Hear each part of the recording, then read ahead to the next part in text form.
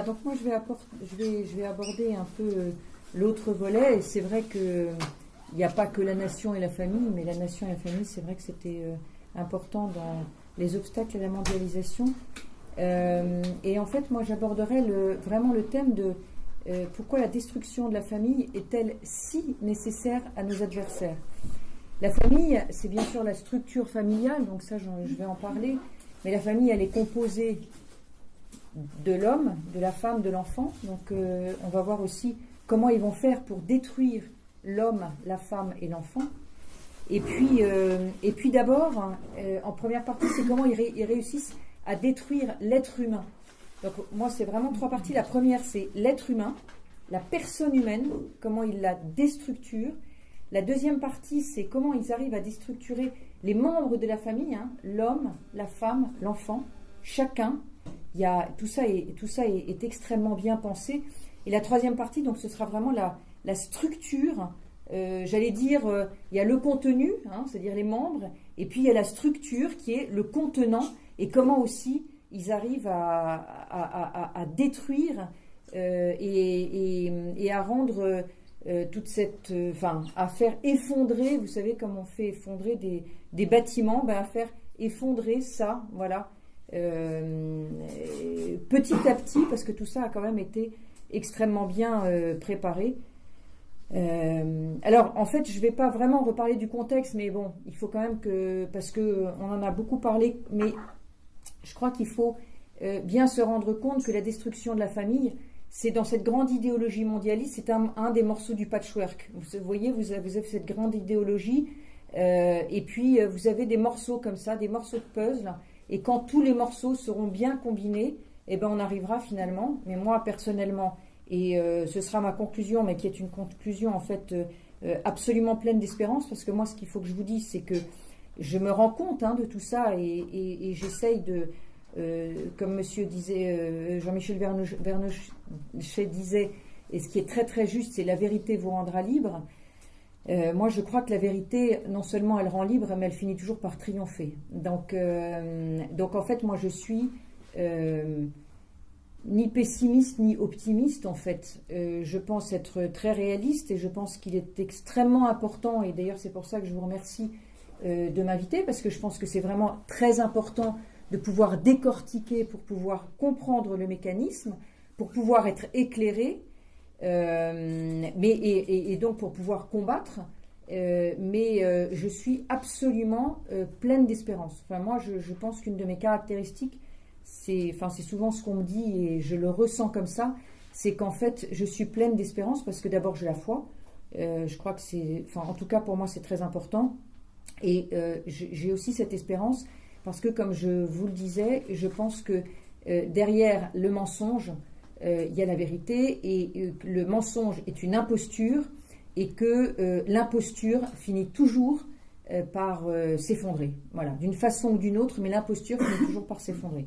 En revanche, c'est vrai qu'il est important de bien pouvoir décortiquer. C'est pour ça que j'essaye de faire des choses qui vont être peut-être un peu assez claires, pour que voilà. Puis j'espère que, en tout cas, à la fin de cette conférence, vous arriverez avec la rage au ventre, et surtout cette espérance dans le cœur, en vous disant que oui, certes, aujourd'hui les choses vont mal. Je pense qu'il faut éviter d'être dans le déni. C'est-à-dire de se dire non, les choses vont s'arranger sans passer malheureusement par une période, à mon avis, qui va être un peu une période de chaos, mais que derrière ce chaos, il y a quelque chose de très beau qui va renaître. En tout cas, moi, c'est ce dont je suis absolument persuadée. Donc simplement pour remettre un tout petit peu les choses dans leur contexte, détruire la famille, en effet, c'est indispensable, absolument indispensable, pour mettre en place cette idéologie mondialiste, pour les raisons que je viens de vous évoquer. Et c'est une idéologie mondialiste nihiliste. Moi, j'accole bien ces deux mots, parce que je crois que c'est vraiment important, cette espèce de messianisme. C'est pas nouveau d'ailleurs, ce messianisme dirigé par un nouvel ordre mondial, ce nouveau gouvernement mondial, pour construire un homme nouveau qui soit un homme parfait. C'est-à-dire, en fait, c'est construire l'Éden, c'est ce qui a bien été dit tout à l'heure dans la conférence, de Jean-Michel Vernochet, je trouve que c'est très juste, c'est-à-dire vouloir construire le paradis sur terre. En fait, je vais vous dire, c'est pas nouveau, ça existe depuis la Genèse, en gros. Hein, vous savez, le paradis sur terre, l'arbre de la connaissance, le fruit interdit, l'homme nouveau, l'homme parfait, le mythe d'ailleurs de l'enfant parfait, enfin voilà, tout ça je vais le développer un petit peu. Donc comment est-ce qu'il faut faire? Eh bien, il faut déconstruire l'homme existant pour reconstruire cet homme nouveau, cet homme parfait, cet homme d'ailleurs éternel. Puisque là on va parler aussi du coup du transhumanisme et de toutes ces idéologies qui sont des morceaux de ce grand patchwork du mondialisme.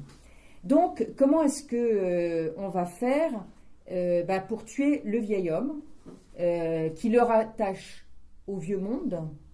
Donc, il va falloir évidemment détruire ses racines et détruire sa structure, détruire son identité profonde qui fait que l'homme est un être unique, que chaque homme est différent.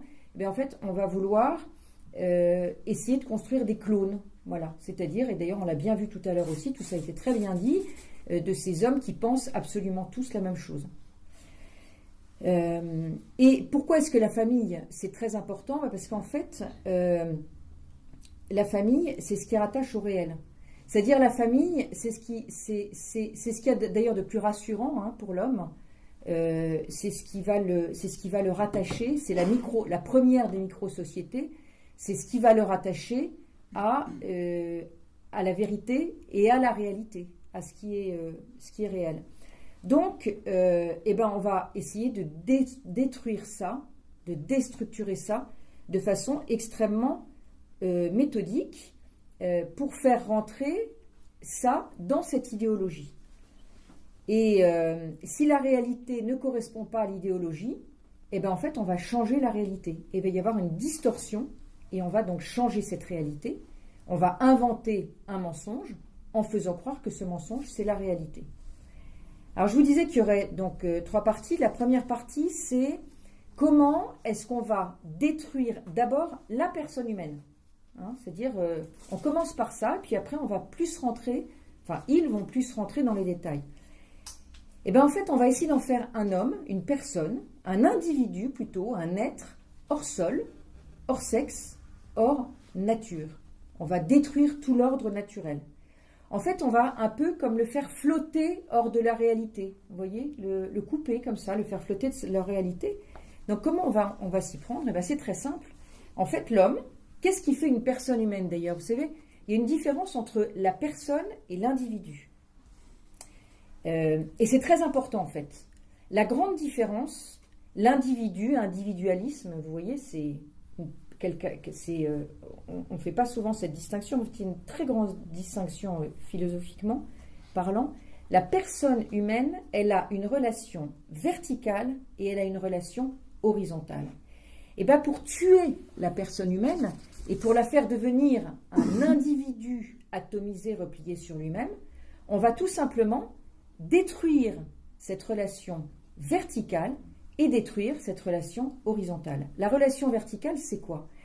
On en a parlé un peu tout à l'heure. La relation verticale, c'est « je suis là, mais il y a plus grand que moi ». C'est la relation, pour moi, c'est la relation à la transcendance spirituelle. Qu'est-ce qui fait de l'homme un homme? C'est qu'il a quelque chose en plus, c'est qu'il a, pour moi, qui suis catholique, mais il n'y a pas que les catholiques, heureusement, qui pensent ça, mais on peut d'ailleurs être athée et avoir cette conscience de cette transcendance spirituelle, c'est-à-dire une transcendance qui fait que je suis déjà relié éventuellement, relié à ma généalogie, relié à plus grand que moi. Même si je ne crois pas en Dieu, je peux penser qu'il y a au-dessus de moi, il y a plus grand que moi. Et donc je suis dans cette relation verticale. Donc en fait, la relation verticale, c'est en effet la transcendance, et pour moi c'est la transcendance spirituelle. Et donc on va passer pour ça, je ne sais pas si vous avez remarqué, vous n'avez pas remarqué parce que c'est tellement évident, on va passer du terme de la laïcité au laïcisme. Le laïcisme, ça veut dire qu'on n'a même plus le droit de parler de Dieu. Parler de Dieu devient un gros mot. Vous remarquerez qu'à la télévision, ou moi j'ai déjà entendu à la radio, des gens qui disaient, ben oui, moi je crois en Dieu, mais enfin écoutez, arrêtez, on n'en parle pas, on distingue la sphère, je sais pas quoi, privée de la sphère publique, enfin bref, c'est même plus le respect, la laïcité, c'est le respect des religions, ou des non-religions d'ailleurs, c'est chacun croit, qu'il soit athée ou qu'il soit, quelle que soit sa religion, chacun croit et a le droit de l'exprimer, au laïcisme, où on n'a absolument plus le droit même de prononcer le nom de Dieu. Et on a essayé de couper même les liens générationnels. Ça, c'est mai 68. Hein. Mai 68, c'est tous les vieux devaient partir. Voilà, c'était les jeunes contre les vieux. Donc, en fait, on faisait que les générations devaient se battre entre elles, en fait. Vous voyez ? Et ça, c'est pour couper cette relation verticale. Donc, c'est cette transcendance, c'est le cosmopolitisme, hein, c'est sans race. Donc là, on en parlait aussi. On supprime le mot. Pour supprimer l'idée, on supprime le mot. C'est-à-dire que le mot race, pareil, c'est la même chose que Dieu d'ailleurs. On ne doit même plus prononcer ce mot-là. Ce mot-là, c'est même plus un gros mot, c'est devenu un délit. Donc, on coupe. On est cosmopolite, on est sans race, on a un métissage imposé, hein, en particulier, on voit bien ça, ces vagues d'immigration absolument sans contrôle. Et c'est dit d'ailleurs, et moi je m'étais penchée sur, j'ai écouté pas mal de vidéos et j'entendais, y compris Nicolas Sarkozy, qui parlait en 2008, je m'en souviens très très bien, qui parlait d'un grand métissage, qui parlait du nouvel ordre mondial. Quel est l'objectif? Ça va faire parler, mais l'objectif, c'est relever le défi du métissage. Défi du métissage que nous adresse le XXIe siècle. 2009 peut être l'année de naissance d'un nouveau capitalisme, d'un nouvel ordre mondial. On parlait d'Attali tout à l'heure, mais on peut parler aussi de Rockefeller ou de tous ces gens-là qui sont tous exactement dans la même lignée et qui disent il faut ce nouvel ordre mondial, ce gouvernement mondial, mais aussi bien sûr ce métissage, plus de nations, plus de races, voilà. Donc plus de nations, plus de patries, hein, plus de patries. Et qu'est-ce qui remplace les patries? C'est les multinationales, puisqu'on est dans ce grand monde de la finance. Donc en fait, on a des multinationales qui remplacent finalement et les nations et les patries. Alors sans ancrage, là j'y reviendrai de façon un tout petit peu plus approfondie. Avec l'ancrage, c'est d'abord la famille, hein, donc avec toutes ces lois anti-famille, et sans identité. Et là, on arrive sur tout ce qui est anthropologique, et en particulier la théorie du genre. La théorie du genre, c'est-à-dire qu'on efface les dimensions biologiques. On considère que ce qui fonde un sexe, c'est la société, c'est plus la biologique. En tout cas, vous avez, en fait, en gros, dans la théorie du genre, en fait, vous avez, dans le genre, vous avez trois sexes, on va dire. Le sexe biologique, ça tout le monde comprend, le sexe psychologique. Psychologique, ça veut dire comment je me sens, hein. Et parfois, il y en a qui, en effet, sont mal dans leur peau, qui se sentent hommes, qui se sentent femmes, enfin bref. Voilà, donc ça c'est le sexe psychologique. Et puis le sexe social. Et donc là, la théorie du genre va dire le sexe social, c'est-à-dire c'est la façon dont la société assigne un rôle aux hommes et un rôle aux femmes. Donc, donc c'est comment la société dit, les filles elles doivent faire ça, les garçons doivent faire ça. C'est un espèce de constructivisme, et donc c'est ce sexe-là qui va prendre le pas sur tout, qui va dire écoutez, moi je ne suis pas d'accord pour qu'on m'assigne avec mon sexe biologique, mon sexe psychique et mon sexe social. Ce qui compte qui est le plus important pour moi, c'est le sexe social, et donc je peux avoir un corps d'homme et me sentir femme si dans ma tête je me sens femme, eh bien, à ce moment-là, je dois pouvoir être femme, même si j'ai un corps d'homme. C'est ça, la théorie du genre. Alors, malheureusement, je n'ai pas pensé à prendre un livre que j'ai écrit là-dessus, qui s'appelle De la théorie du genre au mariage de même sexe, qui explique véritablement comment est-ce que on en est arrivé à cette théorie du genre, qui fait que aujourd'hui, en fait, cette théorie du genre, elle est complètement passée dans les mœurs. Aussi invraisemblable que ça puisse être, cette théorie du genre, elle est véritablement, Najat Vallaud-Belkacem, toutes les études qu'on peut voir, et il y a même des tas de colloques sur la théorie du genre qui sont époustouflants. Et d'ailleurs, en 2007, en Espagne, vous avez une loi sur l'identité du genre qui est passée, qui dit que on peut être homme, avoir un corps d'homme, et aller à la mairie sans changer de biologie, pouvoir expliquer qu'on est une femme et inversement.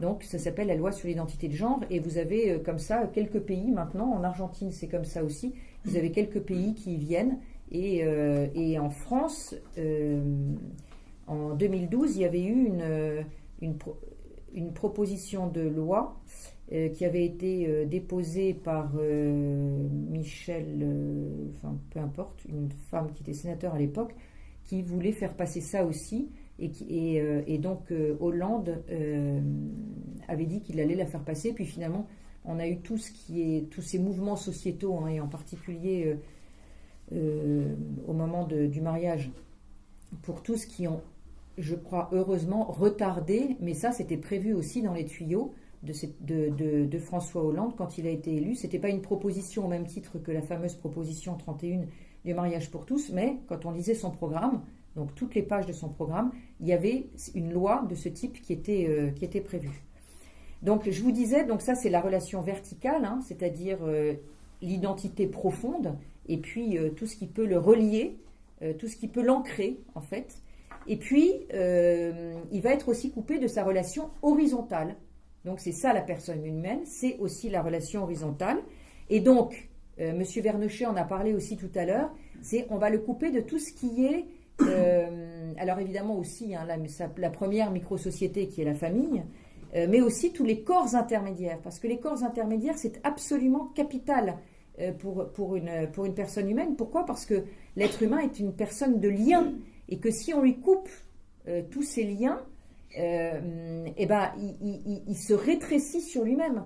Pourquoi ? Parce que en fait l'homme, il n'est pas capable de subvenir à ses besoins. Il n'est pas capable de subvenir à tous ses besoins. Donc l'homme est un être de lien. Il n'est pas capable de subvenir à tous ses besoins, en particulier en ce qui concerne la subsistance, la nourriture, en particulier en ce qui concerne la sécurité, qui sont quand même ses premiers besoins, qui sont des besoins de base.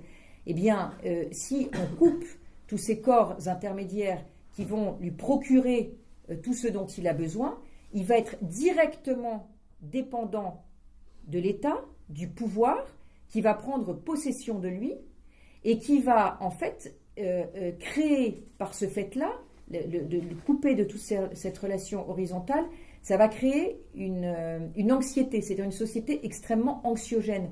Quand on ne peut plus profiter des relations, de ces bonnes relations de voisinage, dans les entreprises, on fait d'ailleurs, l'État essaye de fabriquer des fonctionnaires, le plus de fonctionnaires possible, parce que les fonctionnaires dépendent de l'État. Donc vous voyez bien tous les freins qui sont mis sur les entreprises, parce qu'en fait les entreprises, et en particulier les petites entreprises, ça crée une certaine autonomie, et en fait le but c'est de couper toute l'autonomie pour que l'être humain, donc qui est un individu, donc qui n'est plus vraiment la personne humaine dans sa relation verticale et sa relation horizontale, eh ben, elle va être obligée de dépendre du marionnettiste, j'allais dire. Donc c'est extrêmement important de se rendre compte, d'ailleurs, combien est important, j'en profite pour faire une petite digression, le principe de subsidiarité. Vous savez ce que c'est que le principe de subsidiarité ? C'est-à-dire que je vais aller chercher au plus près de moi ce dont j'ai besoin. Ben, ce principe de subsidiarité, qui est en Suisse d'ailleurs, c'est un peu ça, c'est-à-dire c'est tous ces référendums qu'on fait, etc. C'est-à-dire qu'on va essayer de rendre la personne le plus autonome possible. Et ben, à partir du moment où on coupe ça, où on empêche ça, on va empêcher l'homme, on va faire que l'homme va se replier sur lui-même. Parce qu'on va créer une société extrêmement anxiogène et que l'homme, pour se défendre, n'ira plus dans le développement, mais au contraire dans le rétrécissement de lui-même. Et donc, à partir de ce moment-là, où ces deux relations sont coupées, c'est extrêmement facile de faire croire à l'homme, par d'ailleurs une sémantique, on en parlait aussi tout à l'heure d'ailleurs, la sémantique de jouir sans entrave, c'était tout à fait le slogan de mai 68, mais par une sémantique qui est aussi une espèce d'inversion de la sémantique. Jouir devient un devoir, c'est même plus un droit, mais jouir sans entrave devient un devoir. On n'est plus tourné vers le bien commun, mais on est tourné sur ses propres plaisirs. Et en fait, ce sont les instincts de l'homme qui, et on le voit bien d'ailleurs aujourd'hui, les instincts de l'homme et les bas instincts de l'homme, j'allais dire, qui vont être mis en avant et qui vont être sublimés. On ne fait plus attention à l'autre, on ne fait plus qu'attention qu'à soi-même. On va dire, tous vos désirs sont des droits, donc le plaisir, la jouissance, le désir, tous vos désirs sont des droits, toutes les pulsions sont respectables. Je veux, donc j'ai droit, parce que je veux, j'ai droit. Et c'est là qu'on voit ce qui s'est passé, c'est-à-dire, je veux me marier, donc j'ai le droit de me marier, je veux un enfant, donc j'ai le droit d'avoir un enfant. Si la nature me le refuse, je vais l'acheter. C'est là qu'on a la PMA, la GPA, voilà. Je veux être une femme, être un homme, changer de sexe, donc j'ai le droit de changer de sexe. Et vous voyez donc qu'en fait, tous ces instincts-là, tous les désirs sont des désirs qui doivent être accessibles. C'est-à-dire qu'en fait, on supprime toute la notion de frustration. Or, il y a des choses qu'on ne peut pas faire. En fait, on va considérer que ce que l'on ne peut pas faire, c'est injuste. Et que comme la nature est injuste, il faut corriger la nature. Et donc, on coupe l'ordre naturel pour faire rentrer l'ordre naturel dans les instincts, dans tous ces désirs qui sont des droits. C'est en fait d'une logique absolument imparable. Donc, on va détruire un peu, comme je vous disais, la personne humaine en tant qu'elle est personne humaine. Qu'est-ce qui fait qu'elle est personne humaine? Donc ça, on va le détruire. Et puis, on va détruire l'ordre naturel, comme je viens de vous le dire. Et on va commencer par quoi? On va commencer par la femme. Et là, j'en arrive à ma deuxième partie, c'est comment on va détruire la femme, comment on va détruire l'homme en tant qu'homme, et comment on va détruire l'enfant. Vous voyez comment on passe de la personne humaine globale aux membres, j'allais dire, de la famille. Alors la femme, comment ça va se passer? Ça va se passer en particulier par les mouvements féministes. Les mouvements féministes qui naissent. Alors, je vais vous lire une citation de David Rockefeller, qui, vous savez que c'est lui qui a créé Bilderberg.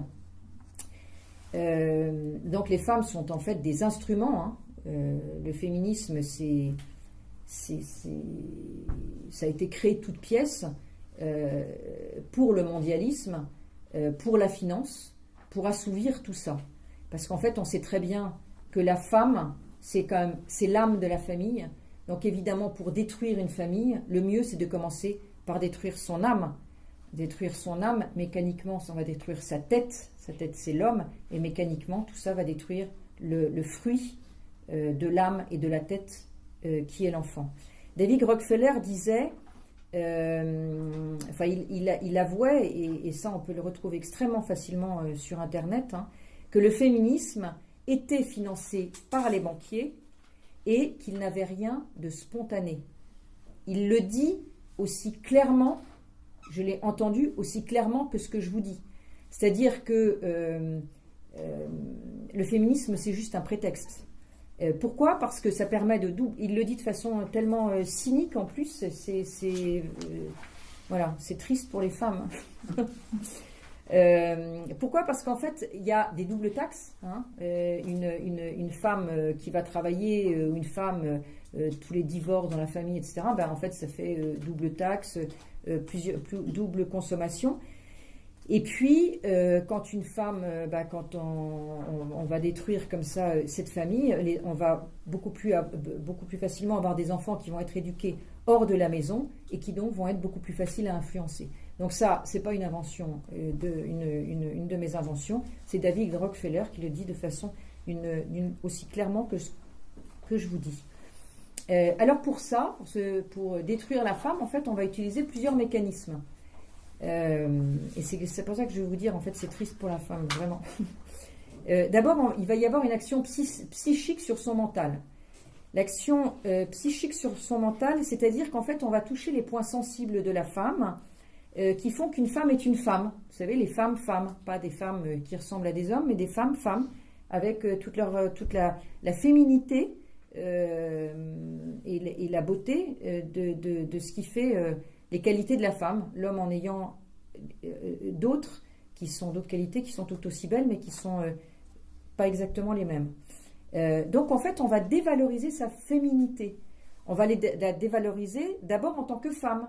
C'est-à-dire qu'il va y avoir une espèce de dictature de la beauté physique.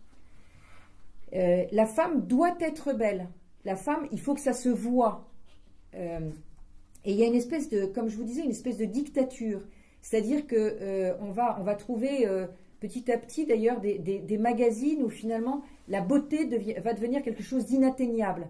Donc, et il faut que la femme soit belle. Donc, on va en arriver à des mensurations qui doivent toutes être les mêmes. On va pas supporter les rides. Donc, il va y avoir énormément de chirurgie esthétique. Il va y avoir une espèce de tyrannie, vous voyez, c'est pas une femme, oui, c'est mieux quand c'est joli, et puis tant mieux, on doit s'arranger, c'est bien, mais là, en fait, ça va devenir complètement tyrannique. Vous voyez ces femmes qui ont 60 ans ou 70 ans et qui veulent en paraître 40, donc qui vont se faire tirer de plus en plus, enfin, voilà, c'est vraiment, c'est pas facile d'être une femme aujourd'hui, c'est vrai, hein, il faut être parfait, et en particulier physiquement. Et on va finalement la transformer en femme-objet. Hein, voilà. Donc ça, c'est cette action psychique de la femme en tant que femme. En tant que mère, alors en tant que mère aussi, c'est assez subtil. Hein, on va dire une femme au foyer, c'est nul. Donc une femme au foyer va être totalement dévalorisée. Une femme qui a trop d'enfants, elle va être aussi totalement dévalorisée. D'ailleurs, on va même parfois la pousser à avorter, parce que avoir au-delà de 3 ou... Enfin, je sais pas, après, moi j'ai 2 enfants, hein, mais voilà, il y a à un moment donné, on va dire 4 enfants, 5 enfants, 6 enfants, enfin j'en sais rien, il faut avorter, ça se fait pas, c'est pas possible. Voilà, donc on va pas valoriser la famille et la femme qui a décidé d'avoir un grand nombre d'enfants. Pour l'éducation, vous avez remarqué aussi qu'on n'arrête pas de culpabiliser. Il y a des manuels sur tout. Voilà comment il faut éduquer son enfant, voilà ce qui est bien, voilà ce qui n'est pas bien. C'est-à-dire qu'on ne va plus faire confiance aux parents et à la mère en particulier. On ne va pas faire confiance à son instinct, ce qu'on appelle l'instinct maternel ou même l'instinct paternel. C'est-à-dire on va dire non, il y a des normes et c'est comme ça qu'il faut éduquer l'enfant. Et si vous n'éduquez pas l'enfant comme ça, eh ben vous êtes nul. Et en fait, on va sans arrêt culpabiliser l'enfant. Et on va même aller jusqu'à dire, en fait, celui qui éduque beaucoup mieux les enfants que les parents, c'est l'État, ou c'est l'éducation nationale. Et d'ailleurs, on va enseigner aux enfants dans les écoles plein de choses qui sont en fait du domaine des parents, qui devraient être du domaine des parents, mais qui vont, d'ailleurs ce ne sera plus le ministère de l'instruction, mais le ministère de l'éducation, ça veut bien dire, hein, les mots ont un sens. Et donc, pourquoi? Parce qu'on va éduquer les enfants. Et d'ailleurs, Laurence Rossignol, qui a été ministre de, je sais pas quoi, pas de la famille, là, je crois, dans le gouvernement précédent. Ben non, elle l'est toujours d'ailleurs. Enfin, pour vous dire que... disait qu'il fallait que les enfants n'appartenaient pas à leur famille et que en fait ils appartenaient à l'État et que... Je crois que la laïcité, c'est aussi ce qui protège l'enfant, c'est ce qui protège tous les enfants et garantit aux enfants les mêmes droits et l'accès aux mêmes valeurs. Les enfants n'appartiennent pas à leurs parents. Donc la République doit leur offrir la religion à la maison. À la maison, oui. Non, et chaque enfant doit pouvoir accéder à des lieux qui lui permettront lui-même ensuite de faire son choix. Mais ne prenez pas et c'est le cadre de l'école publique. C'est le cadre de l'école publique.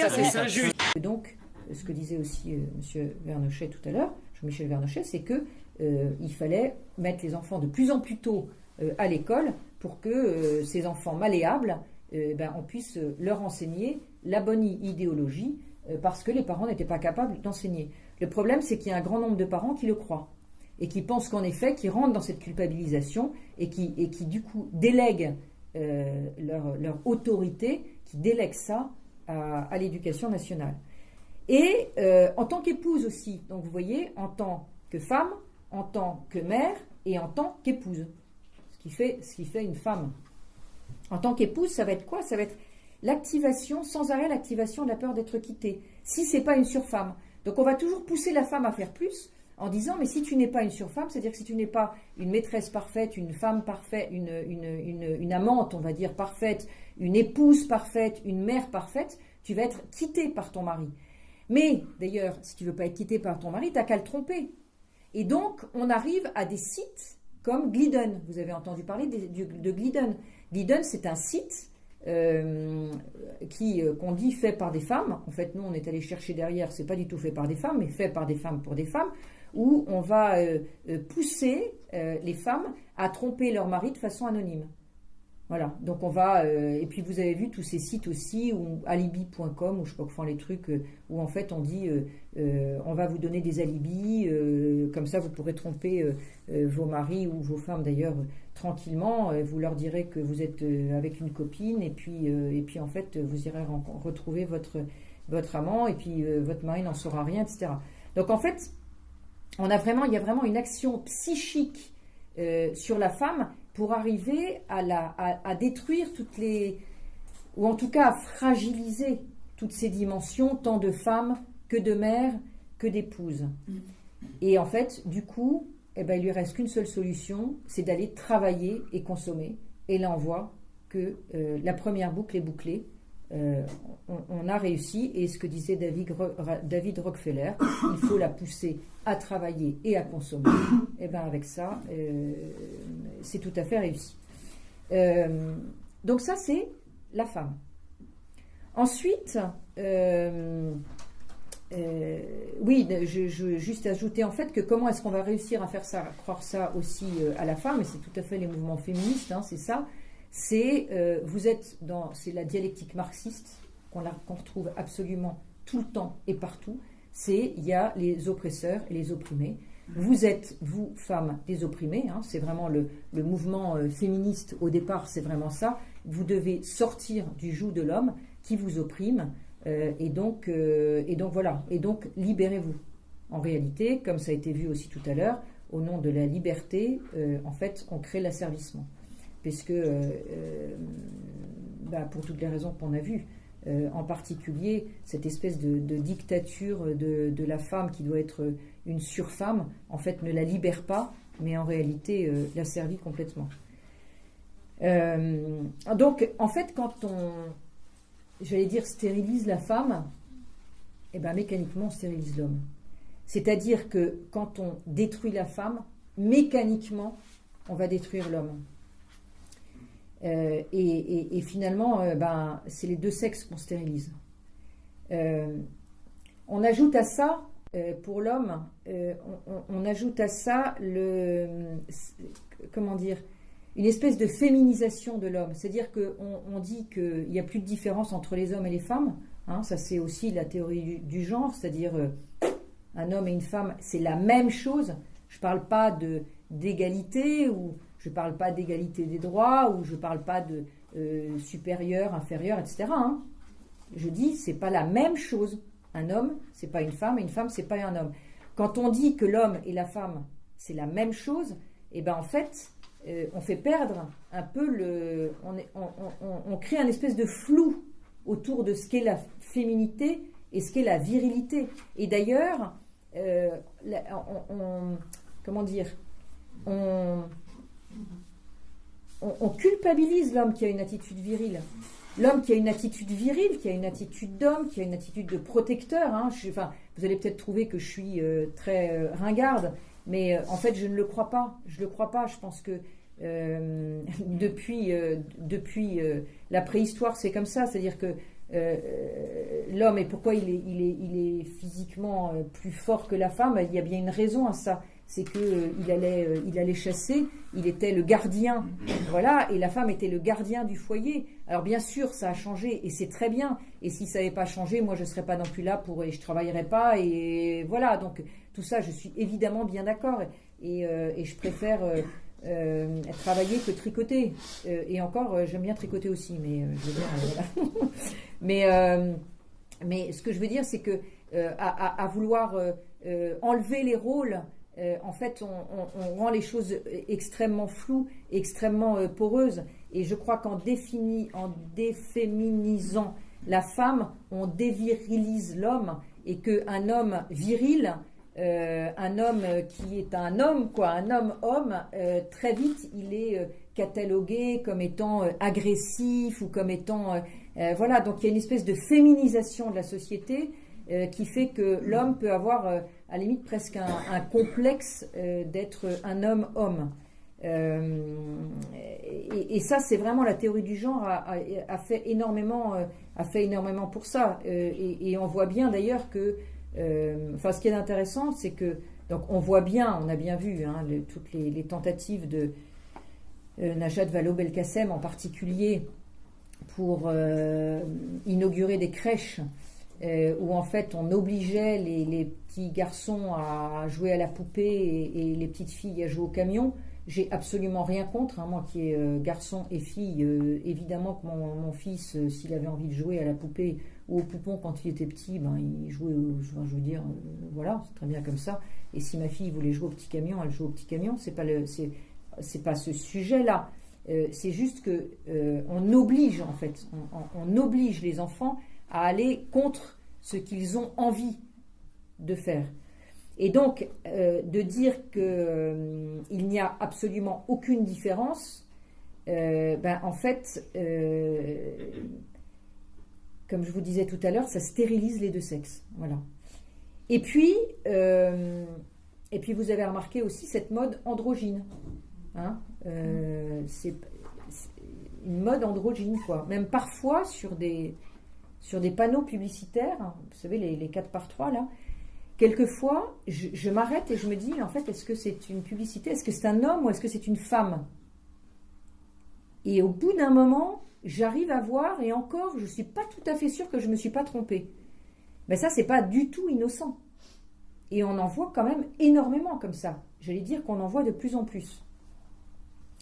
Et donc, en fait, une fois qu'on a déstructuré la femme, déstructuré l'homme, et bien évidemment, c'est extrêmement facile de déstructurer l'enfant, puisque en plus, l'enfant, c'est le plus fragile. Et l'enfant, c'est pas un adulte en plus petit. L'enfant, il est complètement malléable parce que il n'est pas encore construit. Donc en fait, on va par l'enseignement et donc l'éducation, comme je vous disais tout à l'heure, aller de plus en plus tôt à l'école. Donc cette éducation nationale qui va l'imprégner. Alors le plus drôle, enfin drôle si on peut dire, c'est, je ne sais pas si vous avez vu, c'est passé pas mal sur internet, Emmanuel Macron qui est allé l'autre jour dans une classe de CM2 et qui dit alors oui, vous remarquerez le français, parce que quand même il va dans une classe de CM2 et c'était en fait triste mais presque drôle tellement, bref, je sais pas, donc assis à la même hauteur que les enfants de CM2 et puis il leur dit oui, alors les familles les familles, voilà, il y a des familles qui sont différentes. Et alors, je vous dis entre guillemets, hein, c'est vous dire la qualité du français de cet homme-là quand il est livré à lui-même devant une classe de CM2. Alors, j'ouvre les guillemets. L'idée que l'on est de la même famille pour toute la vie pareil, c'est pas vrai. C'est lui qui le dit, hein. Alors, moi, par exemple, dit-il, j'ai 7 petits-enfants. Vous savez que sa femme a des enfants, puisque sa femme a 25 ans de plus que lui, donc elle a, à 35 ans, il a déjà 7 petits-enfants. Est-ce que parmi vous, il y a des enfants dont les parents ont divorcé? Puis, est-ce qu'il y en a qui ont des parents de même sexe? Et alors là, il attend, je pense qu'il attend avec impatience qu'il y ait un enfant qui lui dise oui, moi, mais pas du tout. En fait, comme disait le titre de la truc, c'était « La vérité sort de la bouche des enfants ». Parce que là, on voit des enfants absolument estomaqués et une qui dit « Quoi ?» Voilà. Et alors là, on voit notre Macron national dit voilà. Mais enfin, c'est pas grave parce que vis-à-vis de Pierre Berger, il avait bien fait ce qu'il fallait. Hein, il avait dit ce qu'il fallait, il était rentré dans la bonne case.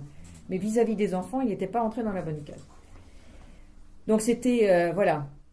Et ensuite, comment on s'attaque aux enfants? Eh bien, on s'attaque évidemment avec toutes les lois dont je vais parler maintenant, qui déconnectent l'enfant de sa famille et de sa filiation naturelle. Voilà. Donc toutes ces lois-là vont faire qu'on va aussi réussir à détruire l'enfant, membre de la famille, donc destruction de la femme, destruction de l'homme et destruction de l'enfant. Vous voyez que tout ça est quand même...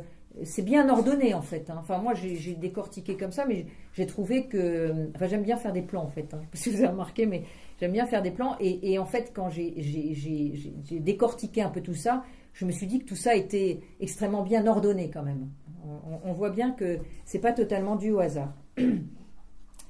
Donc maintenant, comment on va faire? Eh ben, on va s'attaquer à la structure. Hein. On a fait le contenu, on va dire, la personne humaine, les membres de la famille, si on peut dire. Et puis, maintenant, on va s'attaquer au cadre. Au cadre, c'est-à-dire au contenant, c'est-à-dire à la structure même de la famille. Alors, la famille, en fait, comme Macron le dit bien, c'est pas pour toute la vie pareil, hein.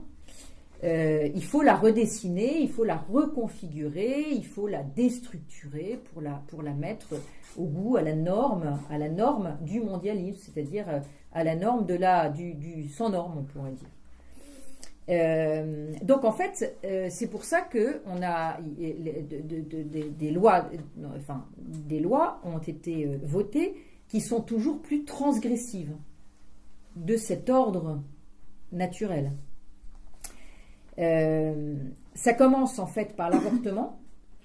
Je parle de l'avortement parce que d'abord c'est un sujet dont on parle beaucoup actuellement, mais pourquoi on en a parlé aussi beaucoup actuellement? Parce qu'en fait il y a eu des lois, en particulier l'abrogation du délai de 7 jours, hein, qui a été votée pendant l'année dernière, et puis là très récemment le délit d'entrave numérique.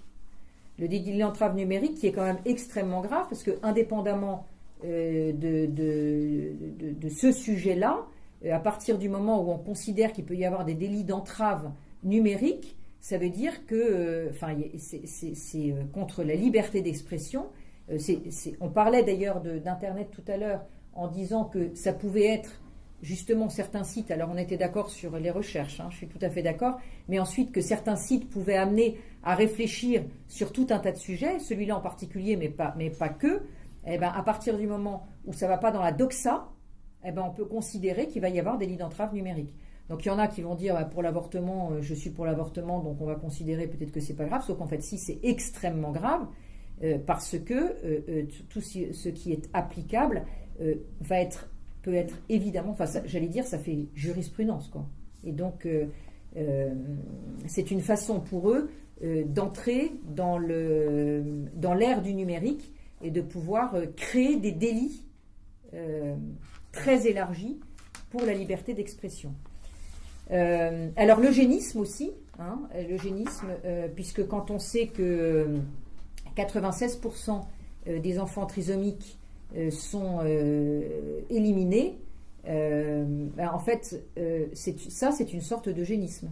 C'est-à-dire que là, c'est les enfants trisomiques, mais pas que, parce que vous avez aussi tout ce qui est les recherches en diagnostic préimplantatoire, où en fait on va éliminer tous les embryons qu'on va considérer à risque ou pas normaux, et on va faire des recherches de plus en plus poussées pour éliminer ces embryons-là.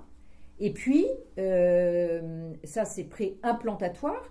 Et puis vous avez aussi le diagnostic prénatal. Et là, le diagnostic prénatal, c'est-à-dire que c'est même plus préimplantatoire, hein, c'est prénatal pour justement éliminer avant la naissance, donc on est en plein dans l'eugénisme, des enfants qui pourront avoir des défauts.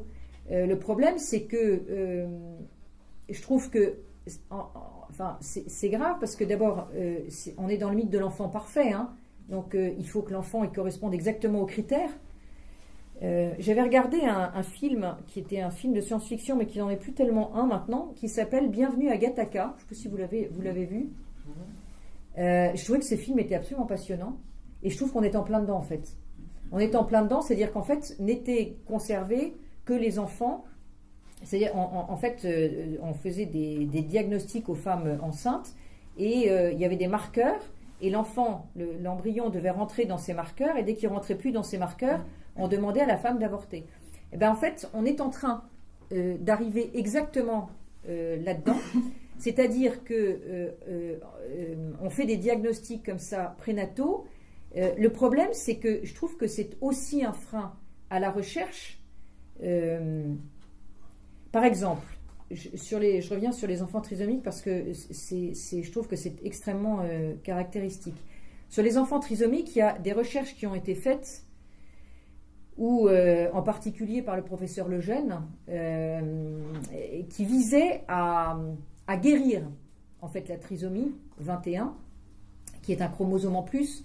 Et donc en fait il y avait des recherches qui étaient très poussées, et qui sont d'ailleurs toujours très poussées, visant à essayer de guérir. Sauf qu'en fait maintenant on n'essaye plus de guérir puisqu'on veut éliminer. C'est pareil pour tout ce qui était mucoviscidose, etc.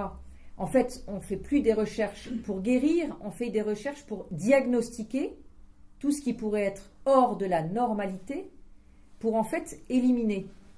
Et finalement, je trouve qu'on n'est même plus dans le progrès, on est dans une sorte d'élimination de tout ce qui ne rentre pas dans la norme. Et après, qu'est-ce que c'est que la norme? Donc ça pose aussi d'autres problèmes, d'autres concepts. Qui est-ce qui va décider que tel est dans la norme ou tel n'est pas dans la norme? On revient à ce film-là, Bienvenue à Gattaca, où en fait, qui est-ce qui décidait? Qu'est-ce que c'est que la norme? Et puis, est-ce qu'on considère que, par exemple, puisqu'on fait des recherches très poussées, une personne qui a un risque de développer un cancer, est-ce qu'on va considérer qu'il vaut mieux l'éliminer ou pas? En se disant, bah oui, mais s'il a un cancer, ou s'il a un cancer à l'âge de 25 ou de 30 ans, bah, vaut peut-être mieux l'éliminer. Mais vous voyez, en fait, ça pose des problèmes éthiques absolument considérables, et on est là, aujourd'hui, en train de jouer à l'apprenti sorcier, et au nom du progrès, ben, je trouve qu'en fait, on est largement en train de régresser. Pourquoi? Parce qu'on est une société qui n'accepte plus la fragilité. C'est-à-dire que quand vous êtes fragile, vous êtes bon à jeter. Donc quand vous êtes quelqu'un de handicapé, ou quand vous êtes quelqu'un de malade, ou quand vous êtes quelqu'un en fin de vie, d'où d'ailleurs l'euthanasie, eh ben vous êtes quelqu'un qui n'est plus utile, parce que vous êtes quelqu'un qui ne va plus rentrer dans cette dictature du consumérisme, et donc vous êtes quelqu'un à éliminer. Et vous êtes quelqu'un qui coûte très cher. Alors moi, j'ai l'habitude de dire, parce que je le pense profondément, qu'une société qui est incapable de prendre soin de ses plus fragiles et de ses plus faibles est une société qui est barbare. C'est pas plus compliqué que ça. Donc à partir du moment où on est dans cette société où au lieu d'aider, on va éliminer, eh ben c'est qu'on est rentré dans une société barbare, ou revenu dans une société barbare, au nom du progrès, et au nom de l'humanisme, et au nom de l'humanité. Donc on voit bien que là, il y a quelque chose qui est dans l'ordre, je dirais que c'est dans l'ordre inversé, tout simplement.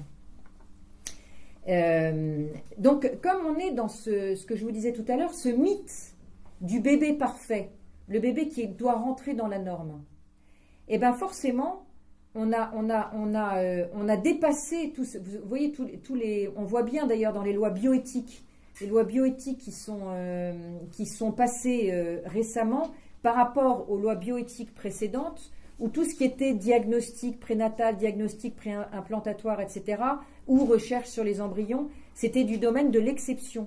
Et ben dans les dernières lois bioéthiques, tout ça c'était du domaine de l'autorisation systématique. Donc on en arrive d'ailleurs aussi aux recherches du clonage. Vous vous souvenez de la fameuse brebis, comment elle s'appelait, Dolly. Et ben en fait là on est dans le clonage pour les enfants, pour essayer de trouver. On est aussi dans parce que là je vous parle de l'instrumentalisation de l'enfant, hein, et donc dans comment on détruit l'enfant. Il y a aussi les bébés médicaments.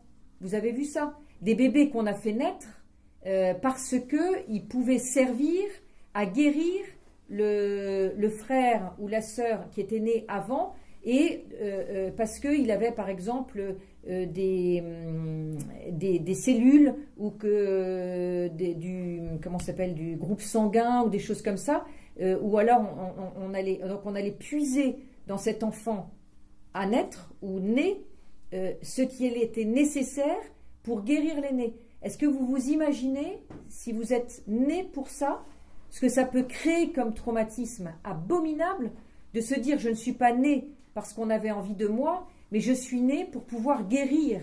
Mais la pression que c'est absolument colossal. Donc on ne peut pas dire qu'on soit dans une société de progrès. D'ailleurs, on est loin de l'Éden, hein, dont on parlait tout à l'heure. Hein. Voilà, et donc aussi l'euthanasie. Donc je vous disais parce que bien sûr économiquement, mais aussi pourquoi? Parce qu'on est dans le mythe de l'homme éternel. L'homme éternel fait que en fait il faut dépeupler la terre, puisque l'homme éternel. D'ailleurs, je vais vous citer Laurent Alexandre, qui est un médecin et qui est président de DNA Vision. Alors je vous engage à aller regarder sur internet ce que c'est que DNA Vision. Laurent Alexandre étant, contrairement à son nom, je crois qu'il est américain. DNA Vision. Il a écrit d'ailleurs un livre qui s'appelle La mort de la mort. C'est une entreprise, un laboratoire qui fait toutes ses recherches sur l'homme éternel. Et lui, il dit, l'homme qui vivra 1000 ans est déjà né. Et en fait, il y en a énormément qui pensent ça déjà. Et donc, bien sûr, la Terre ne peut pas nourrir tout le monde, donc il va bien falloir en éliminer certains. C'est pas plus compliqué que ça. Et donc, on a, pour cette raison aussi, pour toutes ces raisons économiques, il est très important de faire passer toutes les lois sur l'euthanasie. Et donc, on a aussi la déconnexion entre les relations sexuelles et la procréation, de façon à atomiser les personnes et l'enfant en particulier. Et donc, ça me fait arriver à un peu... oui, donc on a toutes ces recherches sur le sperme artificiel et les utérus artificiels. Et là, on est le meilleur des mondes d'Aldous Huxley, hein, où en fait, les enfants, c'est incroyable ce que ces hommes ont été absolument visionnaires, enfin lui en tout cas, c'est-à-dire qu'en fait, je ne sais pas si vous l'avez lu, Le meilleur des mondes, mais je vous engage à le lire, c'est vraiment intéressant. En fait, c'est un roman de science-fiction qui devient de moins en moins de science-fiction, où en fait, on fait naître des enfants dans des... comment ça s'appelle, des tubes, là? Des éprouvettes, c'est ça. Et après, chaque enfant a son rôle dans la société, donc le rôle est prédéterminé en fonction de l'éprouvette dans laquelle il est né. Et donc ça, c'est ça, c'est le sperme artificiel aussi, où en fait en Angleterre, on est extrêmement avancer sur ce sujet. Ça m'amène à vous parler de la loi du mariage pour tous, parce que ça rentre exactement dans cette lignée où en fait on disait c'est un problème d'égalité. Rien de tout ça, absolument rien de tout ça. D'ailleurs, les personnes homosexuelles ne demandaient absolument pas le mariage pour tous, parce qu'en fait, en gros, ils s'en fichaient. Ça partait d'une volonté de changer de civilisation. C'est pas moi qui l'invente, c'est Christiane Taubira, puisqu'en fait, en novembre 2012, elle dit « c'est une réforme de société et on peut même dire une réforme de civilisation ». Alors après, elle a fait du rétro-pédalage parce que c'était pas tombé dans l'oreille de certains sourds, comme nous par exemple. La réforme de civilisation, ça nous montrait bien qu'en fait, on était bien loin de l'intérêt des personnes homosexuelles qui en gros s'en fichaient. D'ailleurs, la plupart l'ont dit qu'elles s'en fichaient, c'était pas leur problème. Et les conséquences de cette loi, elles sont absolument infinies et elles participent à la déstructuration de la famille et au changement de civilisation. Elles sont quoi toutes ces c'est ce qu'on appelle l'effet domino. D'ailleurs, mon livre de la théorie du genre au mariage de même sexe s'appelle l'effet domino. Parce qu'en fait, c'est un effet en cascade, c'est-à-dire que avec donc le mariage dit mariage pour tous, vous avez et mariage et adoption, parce qu'en fait c'était les deux étaient dans cette loi-là. Vous avez forcément, au nom de cette fameuse égalité, la procréation médicalement assistée pour les couples de femmes. Pourquoi ? Enfin, et la GPA d'ailleurs, au nom de cette fameuse égalité pour les couples d'hommes, parce que si les couples de femmes peuvent avoir des enfants, il n'y a aucune raison pour que les couples d'hommes ne puissent pas en avoir. Donc comme ils ne peuvent pas en avoir, évidemment, parce que en tout cas pour l'instant les hommes ne peuvent pas attendre d'enfants dans leur ventre, alors il faut que la GPA passe. Donc vous avez la procréation médicalement assistée pour les couples de femmes, puisque au nom de l'égalité, puisqu'un couple marié doit pouvoir avoir un enfant, à ce moment-là, puisque tout le monde peut se marier, très logiquement, toutes les personnes mariées doivent pouvoir, vous voyez, c'est mon désir est un droit, puisque je désire avoir un enfant, je dois pouvoir en avoir un. Comme dans la loi, je peux me marier et adopter, alors je dois pouvoir avoir un enfant. Vous allez, la suite logique de ça, c'est la multiparentalité. C'est pas une dérive, c'est une conséquence logique. Pourquoi ? Parce que quand vous dites « je veux me marier parce que je veux que ce soit une reconnaissance sociale de mon amour », parce que c'est comme ça qu'elle a été présentée, cette loi. C'est-à-dire c'était une loi où il fallait que ce soit l'égalité, mais au nom de l'amour. C'était une reconnaissance sociale de l'amour. C'est ça qui a été dit. Et bien si moi j'aime plusieurs hommes, pourquoi est-ce qu'on me le refuserait ? Au nom de quoi ?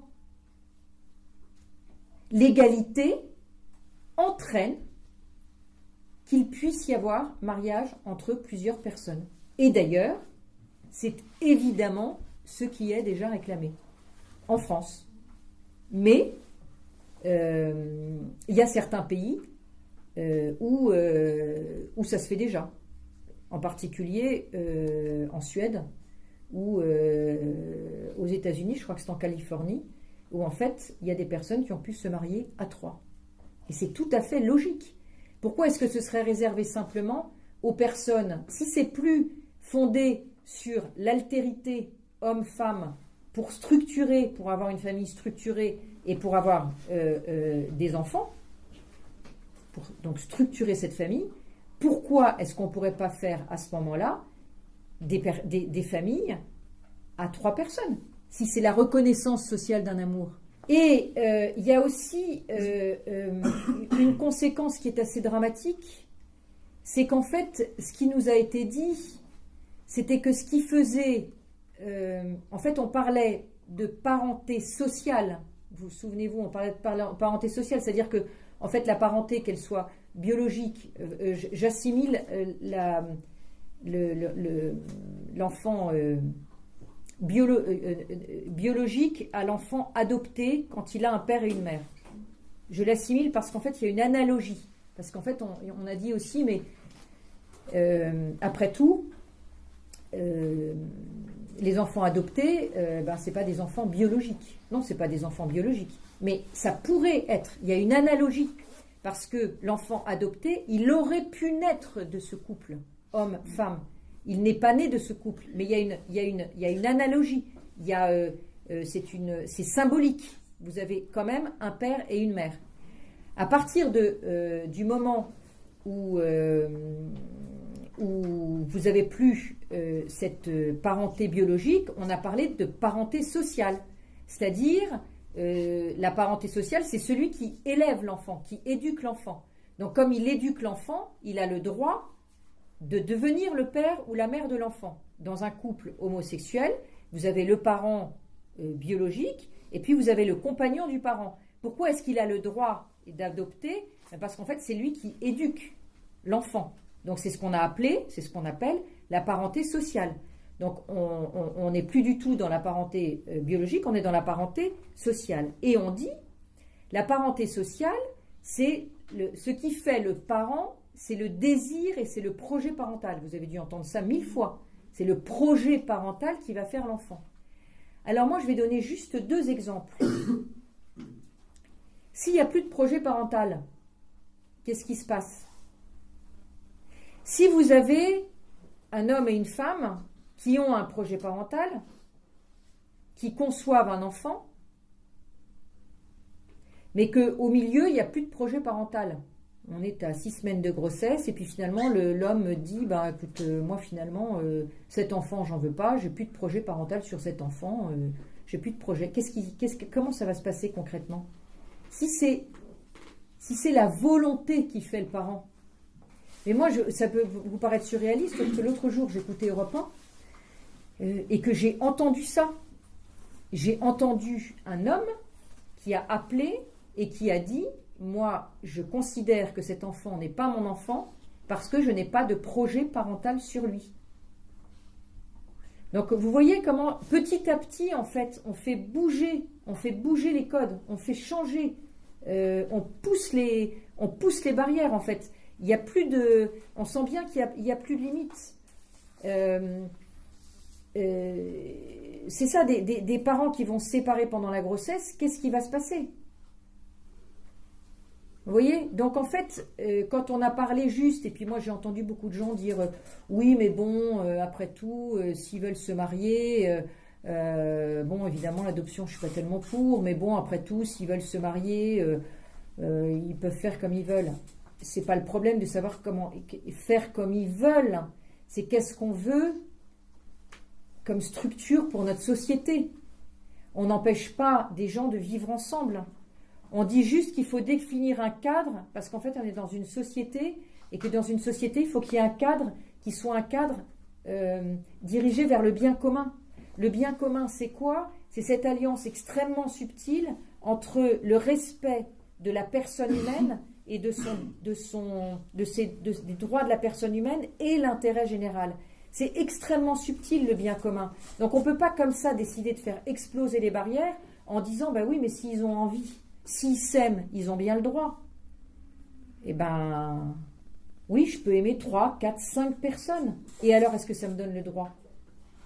Donc en fait, on est, voilà, c'est des conséquences qui sont en cascade et qui, en fait, toutes ces lois, elles vont dans le sens d'une déstructuration totale et le plan est extrêmement bien défini et comme on disait tout à l'heure, tout ça au nom du progrès, du mieux pour l'homme, de la liberté, de la justice, voilà. Et on voit qu'en fait la sémantique, enfin tous les mots, le sens des mots est inversé. Et là on arrive alors au transhumanisme, hein, dans cette déstructuration totale, on arrive au transhumanisme, c'est-à-dire à l'homme, ce qu'on appelait l'homme augmenté, hein, c'est-à-dire que c'est toute la différence entre l'homme réparé et l'homme augmenté. Mais c'est d'ailleurs des problèmes philosophiques que je trouve absolument passionnants et je trouve que les réponses ne sont pas si simples. Hein. Vous savez qu'aux États-Unis aujourd'hui, il y a des gens qui se font couper, qui se font amputer pour se faire mettre des prothèses reliées directement à leur cerveau pour pouvoir avoir beaucoup plus de force. Voilà, c'est ça qu'on appelle l'homme augmenté. C'est un peu ce qu'on appelle les cyborgs, quoi. C'est des mi-hommes, mi-robots. Mais figurez-vous qu'au Parlement européen, je ne sais pas si vous avez vu ça, mais récemment, il y a eu un rapport sur la personnalité juridique et les droits propres des robots. C'est-à-dire qu'en fait, avec l'intelligence artificielle. Donc en fait, il est aujourd'hui question de donner une personnalité juridique à ces robots dotés d'intelligence artificielle qui, en fait, ressemblent comme deux gouttes d'eau à des hommes, sauf que quoi? Sauf qu'en fait, c'est des hommes mais sans âme. Et qu'en fait, on pourra quand même jamais, enfin, l'homme ne pourra jamais insuffler une âme à l'homme. Et puis, on a aussi, là, l'homme traçable. Alors, l'homme traçable, là aussi, c'est pas dans le futur, en fait, hein, puisque j'ai vu au salon du futur en scène, le futur en scène, qui a été, donc il y a un an, il y a les premières puces RFID qui ont été implantées. Vous savez que les puces RFID, c'est celles qu'on met pour rendre les animaux traçables. Et bien, en fait, maintenant, il y a des puces RFID qui sont mises dans des hommes. Et d'ailleurs, en Suède, il y a une entreprise, et d'ailleurs, les employés ont accepté, où on a obligé tous les employés à avoir une puce à l'intérieur d'eux-mêmes. Et donc, dans cette puce, il y a tout. Mais évidemment, on imagine bien que dans ces puces où il y a tout, il y a aussi le droit de vie et de mort. Parce que si vous injectez, vous pouvez couper, vous pouvez... voilà. Donc ça, en fait, on n'est pas dans Bienvenue à Gattaca dans 20, 30 ou 40 ans. C'est déjà fait, là, depuis plusieurs mois, en France en tout cas, où moi, je l'ai regardé sur Internet, j'étais scotché, comme on dit. C'est-à-dire qu'il y avait... donc c'était un salon, et vous aviez ceux qui inventent... toutes ces entreprises là, qui font ces puces-là, RFID, et à la fin, ils disent, bon, alors ils expliquent que vous vous rendez compte, vous n'aurez plus besoin d'aller chercher vos clés, vous faites ça, votre porte s'ouvre toute seule, vous pouvez fermer vos volets à distance, vous pouvez allumer l'électricité, enfin, vous pouvez tout faire, vous pouvez même payer, vous pouvez faire ça et vous payez, vous vous rendez compte? C'est quand même la grande libération de l'homme, hein, on est bien d'accord. Et écoutez, qu'est-ce qui en veut et donc mais allez regarder parce que je vous promets, ça s'appelle Futur en scène, le salon de Futur en scène, et allez regarder, il y a des petites vidéos qui sont faites et là on voit des gens qui disent oui moi, et donc on les emmène dans une salle aseptisée, hein, bien sûr, parce que tout ça c'est avec des blouses blanches, enfin vous voyez, ça fait très futuriste. Et puis, il y a une grande seringue. Et pouf! Et là, il y a la puce. Et après, il montre. Et là, il y a la puce. Et les gens, ils repartent. Et après, il y a un micro-trottoir. Mais allez regarder, je vous assure, ça vaut le coup. Hein. Il y a un micro-trottoir. Et on dit, alors, qu'est-ce que ça vous fait? C'est trop bien, voilà. C'est génial, ce que c'est que le progrès. Et puis alors, non, moi j'avais quand même énormément de problèmes parce que chaque fois que je perdais mes clés de voiture. Non mais voilà. Et là, vous voyez le truc et vous dites, mais non, mais c'est pas possible, quoi. C'est pas possible. Et ces gens, enfin voilà, et ils y croient et en plus ils sont contents. En fait, c'est horrible. Voilà. Et puis là, vous avez aussi les micro-puces dans les médicaments. Et donc il y a eu des premiers essais qui ont été réussis au Danemark, et donc là, alors là c'est encore autre chose, c'est un médicament, et donc le médicament est relié au médecin, et puis on imagine qu'il peut être aussi relié éventuellement à l'entreprise, éventuellement, et là on voit tout ce que vous prenez comme médicament, si vous êtes à jour dans votre traitement. Donc la sécurité sociale éventuellement peut ne pas vous rembourser si vous êtes voilà, c'est fait, c'est pas des conjectures. C'est fait, Là, c'est Danemark 2015, vérifiable, c'est fait. Voilà. Donc voilà, donc on est dans le meilleur des mondes. Et donc là, on voit bien, et je terminais par ces puces-là, pour vous dire que c'est là qu'on voit le nouvel ordre mondial, hein, avec le gouvernement mondial, et avec ces grandes multinationales, ces laboratoires, voilà, et puis ceux qui tiennent les ficelles. Donc, on pourrait dire que tout ça est extrêmement pessimiste.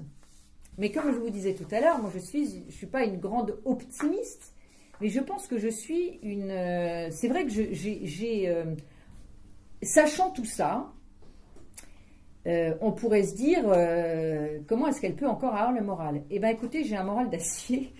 J'ai un moral d'acier parce que je suis absolument certaine que tout ce monde-là va s'effondrer parce qu'il est fondé sur une imposture, que c'est un château de cartes, que ces gens-là sont des gens qui sont extrêmement fragiles, parce que fondés sur le mensonge et parce que fondés sur la déconnexion de la réalité. La réalité prendra toujours le dessus puisque c'est la réalité. C'est la réalité, c'est-à-dire que vous ne pouvez pas, vous pouvez pas, il y a un moment donné, on le voit bien, et je vais vous donner quelques exemples qui vont vous, je pense, vous faire comprendre ce que je veux dire. Et c'est les petites choses. Hein. Comment dire, on ne peut pas vivre dans un monde fictif. C'est absolument impossible. On ne peut pas vivre dans un monde fictif. On peut pas vivre dans un monde virtuel. On peut vivre un moment dans un monde virtuel, mais on ne peut pas vivre à terme dans un monde virtuel. Parce que, voilà, parce qu'en fait, on est connecté, malgré tout. Alors, vous pourrez déconnecter énormément de gens, mais il y a toujours, et puis vous savez que le changement de monde se fait, les changements de monde se sont toujours faits grâce à des minorités. Nous sommes ces minorités. On a l'impression comme ça que, oui, ils sont nombreux, mais c'est les minorités qui font changer. Donc c'est nous qui allons faire changer le monde. On va faire changer le monde par des petites actions quotidiennes. Alors, d'abord,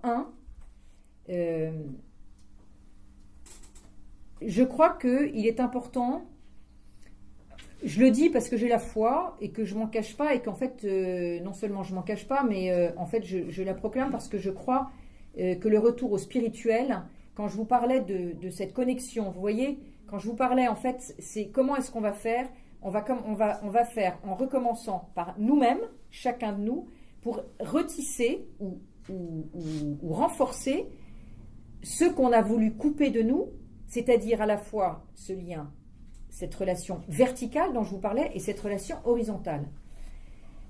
Plus on va faire ça, c'est-à-dire plus on va se renforcer ou plus on va se reconnecter ou plus on va retisser ces deux liens, plus on va réussir dans notre entourage et dans notre environnement à ce que la même chose se fasse. Et pour moi, le retour au spirituel, il est extrêmement important. Moi, je vais vous dire ce que je pense de cette crise.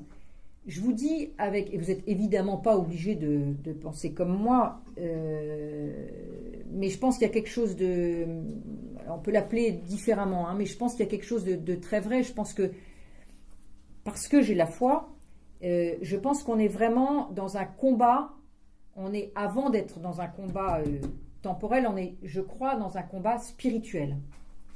Un combat spirituel qui se décline dans notre monde, dans notre réalité.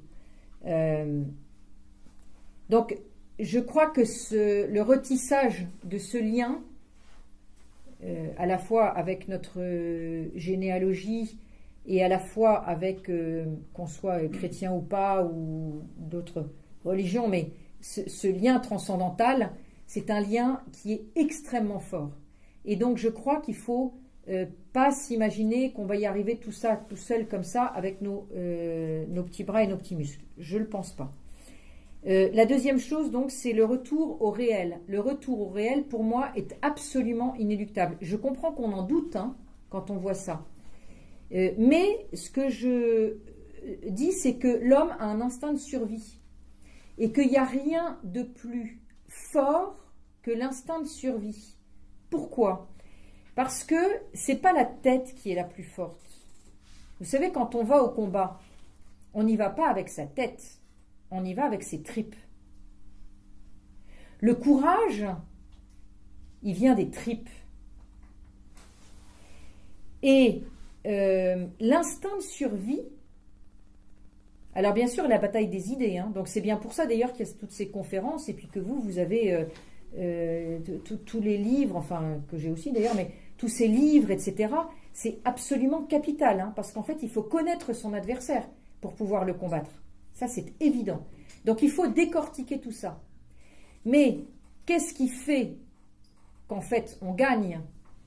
Eh bien on gagne avec son courage, on gagne avec son cœur, on gagne avec ses tripes.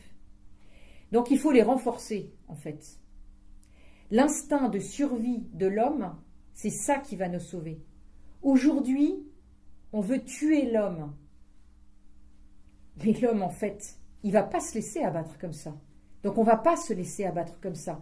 Et je crois que notre plus grande force, c'est justement ce réel et cet instinct de survie.